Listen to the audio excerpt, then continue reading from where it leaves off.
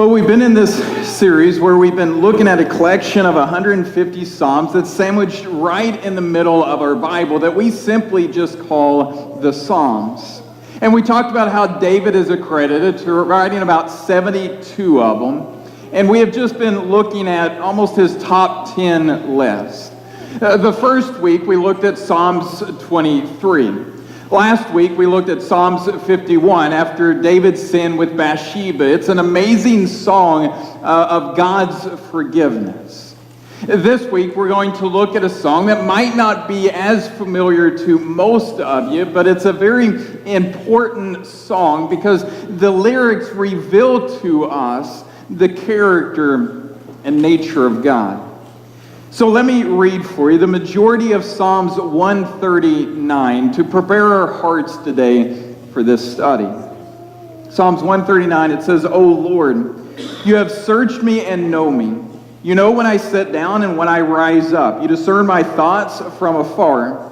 You search out my path and my lying down, and are acquainted with all my ways. Even before a word is on my tongue, behold, O Lord, you know it altogether. You hem me in behind and before, and lay your hand upon me. Such knowledge is too wonderful for me. It is high, I cannot attain it. Where shall I go from your spirit? Or where shall I flee from your presence? If I ascend to heaven, you are there. If I make my bed in Sheol, you are there. If I take the winds of the morning and dews or dole of in the utmost parts of the sea, even there your hand shall lead me, and your right hand shall hold me. If I say, surely the darkness shall cover me, and the light about me be night, even the darkness is not dark to you. The night is bright as day, for darkness is as light with you. For you have formed my inner parts. You knit me together in my mother's womb. I praise you, for I am fearfully and wonderfully made. Wonderful are your works. My soul knows it very well. My frame was not hidden from you when I was being made in secret, intricately woven in the depths of the earth. Your eyes saw my unformed substance. In your book were written, every one of them, the days that were formed for me, when as yet there was none of them. How precious to me are your thoughts, O God. How vast is the sum of them.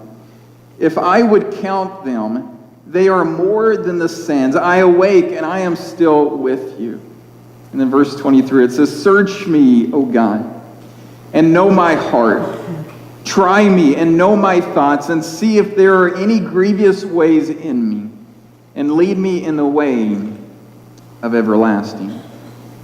Now, most experts who study sociological trends will give an estimate of the world's population, at least when I wrote this sermon, around 7,450,844,592, give or take 10, plus or minus.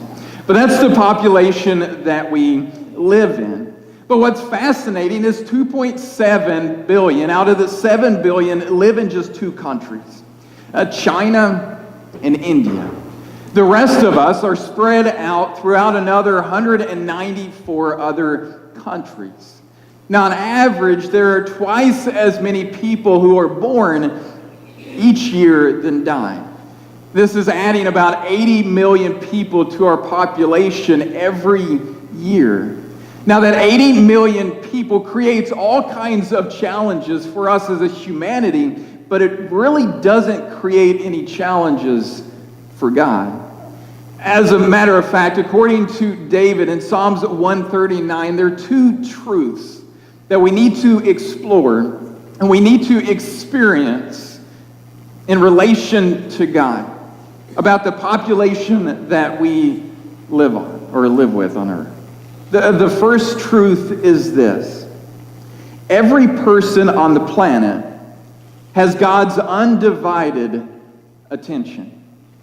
Let me try to capture it for you this way. Right now, where you are sitting, God is watching you. And it's more than just that he sees you, he knows you. And by that, I mean he knows how fast your heart is beating. He can tell you how many hairs are on your head. He can tell you every thought that you have ever thought, every word that you have ever spoken. In essence, nothing escapes his sight. And the amazing thing is that he knows the same thing about every single person that's sitting around you. Here's the truth. There is never a moment in your life where you get 1/7 of a billionth of God's attention, because you have his undivided attention all of the time. So does every single person that's sitting around you.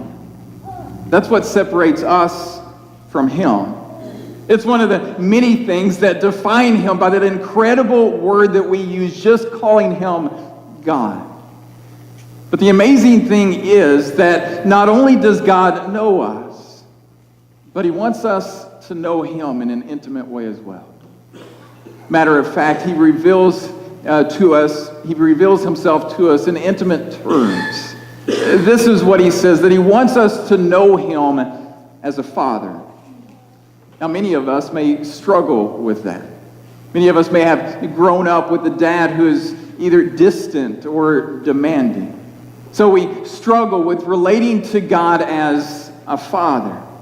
We're not alone in that struggle. A lot of people has that same struggle. Here's one of them, Andre Agassi. You know anything about him? He is a world-ranked tennis player at the age of 16. For 2 decades, he was the top 5 of the elite players of tennis. But as an adult, he wrote a book. It was an autobiography that he simply just called Open. And he talked about how his dad forced him to play tennis and that he hated it. And he ended up resenting his dad as a result of it. One of the most telling sentences is right off the bat when he says, "My dad decided before I was born that I would be the #1 tennis player in the world."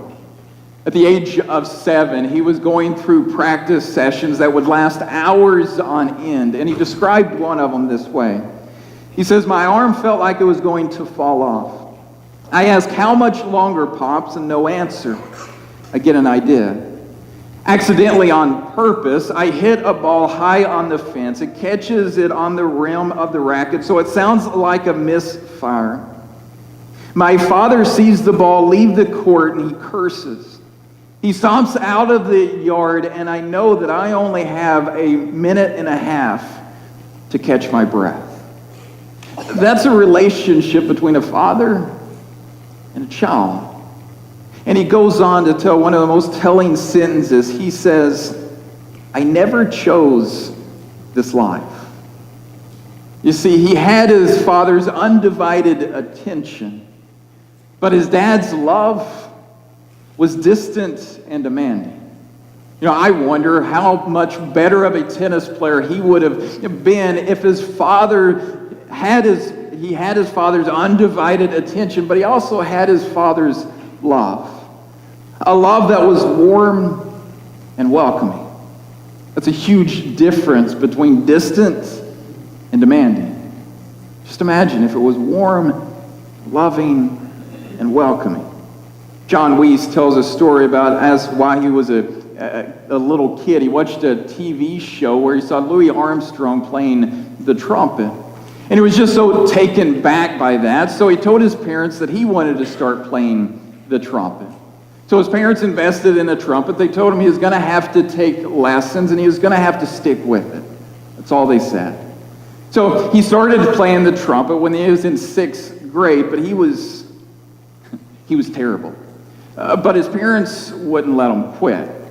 Well, in his 7th grade, they had to try out for a little orchestra and a marching band at church. And in orchestras and marching bands, they usually have you seated in the chairs according to your rank, according to your ability. Well, there were 10 trumpet players, and he was 9th out of the 10. So he went home and he begged his parents just to let him quit. His dad listened to him for a while, and his dad just asked, "Well, how many students are in your school?" And he thought about it, and he went to a big middle school, and he said, "About 2,000. Why?"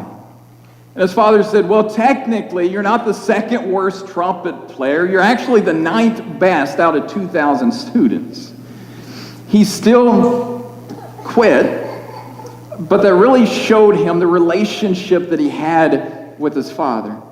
His father was always trying to give him a different perspective, a different lens to look at things through. When he was discouraged, his dad was there to be encouraging, because he understood the role of a dad, to be warm and welcoming.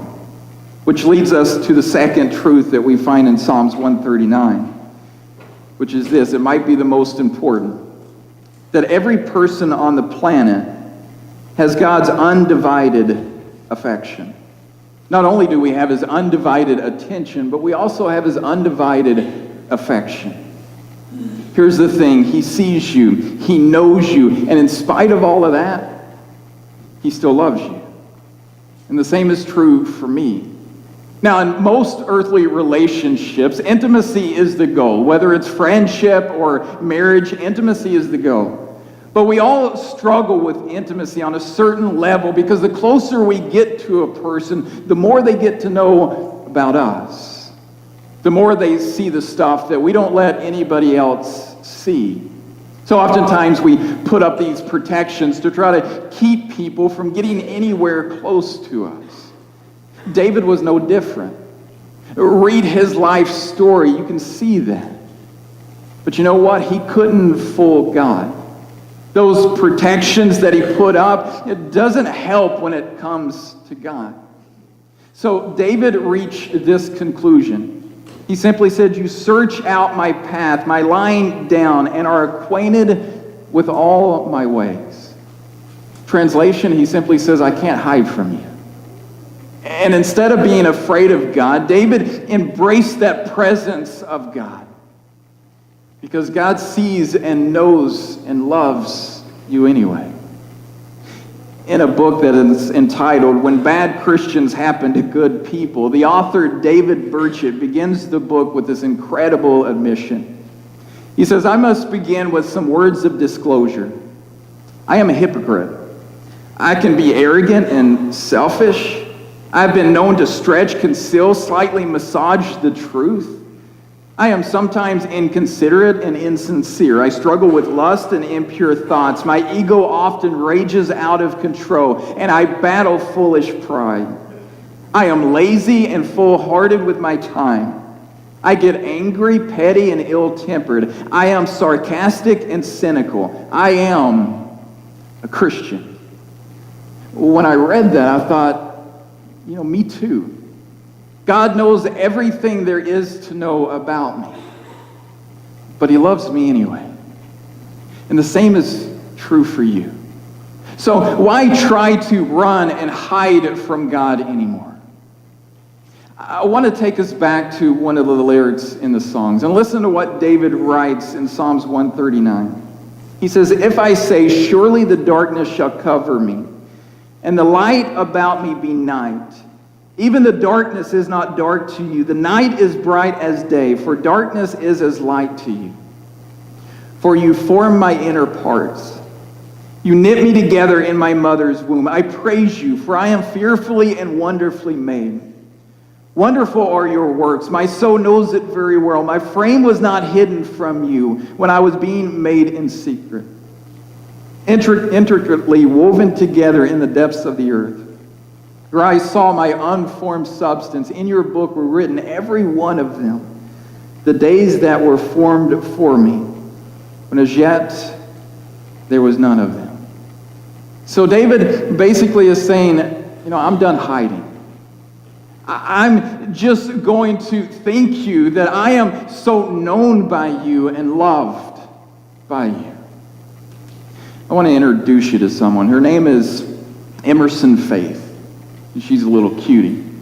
But when her mom was pregnant with her, the doctor told her this. The doctor said, you need to abort this baby. Your life will be a whole lot easier and more convenient because this child is going to have Down syndrome. Now, her mom, Courtney, prayed about it and realized that the baby inside of her was a blessing and not a burden. So she brought her into the world, but recently she decided to write the doctor a letter to try to convince him to change his, at least, outlook on abortion. And I want to read to you what she wrote, because I think she states it very well. She says, "Dear doctor, a friend recently told me of when her prenatal specialist would see her child during sonograms. He would comment, 'He's perfect.' Once her son was born with Down syndrome, she visited that same doctor. He looked at her little baby and said, 'I told you, he's perfect.' Her story tore me apart. While I was grateful for my friend's experience, it filled me with such sorrow because of what I should have had. I wished you had been that doctor. I came to you during the most difficult time in my life. I was terrified, anxious, and in complete despair. I didn't know the truth yet about my baby, and that's what I desperately needed from you. But instead of support and encouragement, you suggested we terminate our child. I told you her name, and you asked us again if we understood how low our quality of life would be with a child with Down syndrome. You suggested we consider our decision to continue to the pregnancy. From that first visit, we dreaded our appointments. The most difficult time in my life was made nearly unbearable because you never told me that truth, that my child was perfect. I'm not angry. I'm not bitter. I'm just sad. I'm sad that the tiny beating hearts you see every day don't fill you with perpetual awe. I'm sad that the intricate details and the miracles of those sweet little fingers and toes, lungs and eyes and ears don't always give you pause. I'm sad you were so very wrong to say my baby with Down syndrome would decrease our quality of life. And I'm heartbroken you might have said that to a mommy even today. But I am mostly sad you'll never have the privilege of knowing my daughter Emerson. Because you see, Emerson has not only added to her quality of life, she's touched the hearts of thousands. She's given us a purpose and a joy that is impossible to express. She's given us bigger smiles, more laughter, and sweeter kisses than we've ever known. She's opened our eyes to true beauty and pure love. So my prayer is that no other mommy will have to go through what I did. My prayer is that you too will now see true beauty and pure love with every sonogram. And my prayer is that when you see that next baby with Down syndrome lovingly tucked in her mother's womb, you will look at that mommy and tell her the truth. Your child is perfect. Now I know it's hard for us to believe, but you have a Father who sees you the same way that mother saw her daughter. The reason that you struggle to believe that is probably because you know yourself very well. You know your flaws. But can I say that God knows you even more than you know yourself? And in His eyes, He declares you to be what He's always believed you to be, which is perfect. The amazing thing about God is that He doesn't just see us, know us, and love us. I think the most incredible thing is when we look in the Bible and we see that God wants to transform us. What does that mean? It means that He wants to take those bad stuff in our life, the ugly parts that we want to keep hidden, and He wants to turn them into something bigger and better for the world to see. His power on display. Having a child with Down syndrome isn't easy. Being diagnosed with cancer isn't easy. Many of you have went through those tough situations in your life. And God specializes in taking those stories and working them out for the good of us and for the good of others. There's a woman who is divorced 3 times, and she wrote a poem that I want to read because I think she expresses herself very well. She says, "I wish there was some wonderful place called the land of beginning again, where all of our mistakes All of our heartaches and all of our poor selfish grief could be dropped like a shabby old coat at the door and never put on again. I want to remind you, there is a place like that. A grace place at the cross where we can take everything life has thrown at us and we can give it to a loving Father who gives us his undivided attention and his undivided affection. And he can turn it around to use it for something that's good. I know if I say the name Betty Henson, most of you probably won't know the name. She was a stay-at-home mom, lived in the Midwest. Her husband worked for the Department of Agriculture. There was just kind of a nondescript family. But they had a young gem of a son. And ever so often, she would gather up all of their old clothes, put them in a pile, and take them to the Salvation Army. One day, she was doing this, and Jim, her son, was in the car with her on top of the clothes in the back seat, and there was this green, shabby coat. It was full length, it was out of fashion, out of style. She was ready to give it away, but he began to beg her, "Mom, can I have this? I want to do something with this." And she said, "No, there's probably a family or person out there who can use it. We're not going to use it, and the weather might get bad, and maybe somebody else can benefit from it." So she refused. As they pulled into the parking lot, he refused to give up, and he began to beg more. "Please, Mom, let me have the coat." She finally gave in and gave him that green, shabby coat. When they got home, Jim ran down to the basement with his prize, came back several hours later, and he had created a puppet. A puppet that you're probably recognize and very dear to your heart over the years. Kermit the Frog. And he introduced it to his mom, this new character that he had created. And she saw something in him that she had never seen before. And from that time on, every time that she found an old coat, she went to him first, asked if he wanted it or could use it. And he would run down to the basement. He would come back with a new character. And those characters eventually became the cast of the Muppets, Sesame Street. And for you Star Wars fans, I don't know if you know it or not, but Jim Henson also is the creator of Yoda, the great Jedi.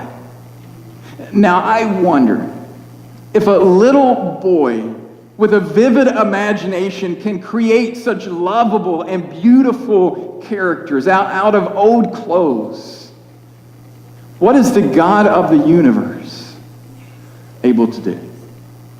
When we submit and we surrender our life to him. I just want you to know that as I've experienced his undivided attention and affection in my own life, I've come to realize the beauty of Psalms 139. It lies in a simple but profound statement that I think we forget sometimes. And it's when you put your life in God's hands, he will put his peace in your heart. My challenge for you this week is to read Psalms 139 over and over again. And see what I saw. See what David settled for. He had peace. Who doesn't want that? Contentment, joy, things that money just can't buy. I don't know what your week's been like. Maybe your marriage is struggling. Maybe you're having some health issues. Maybe your financial situation isn't really how you want it to be. Maybe you've been battling with sin that's just been wrecking your life. I don't know what it is, but I do know that the power of God is available to you. His undivided attention, his undivided affection is aimed toward you. When you see him for that, and you tell him the truth, and you just give it all to him and say, "God, I'm done. I've tried everything before. I just really have nowhere else to go." In that moment, God gets to become what he's always wanted to be, your dad. When you put your life in his hands, he will do nothing but love you. He will do nothing but give you every single resource that he has available to help you. My prayer is that you will trust him enough to let him be what he's always wanted to be, which is your father. That's what you want. Come now as we stand and sing.